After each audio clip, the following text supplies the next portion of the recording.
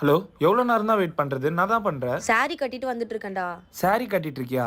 சரி சரி வா.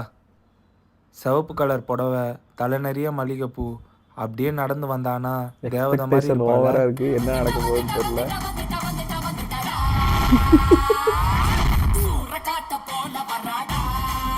காஞ்சனா மாதிரி நடந்து வந்து பார்த்தா காஞ்சனா மாதிரி வர.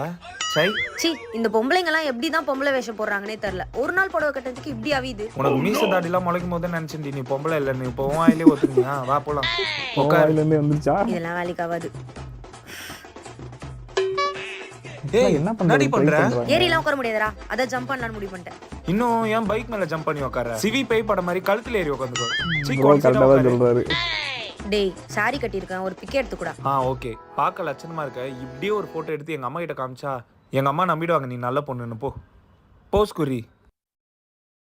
என்ன போஸ்டா அது?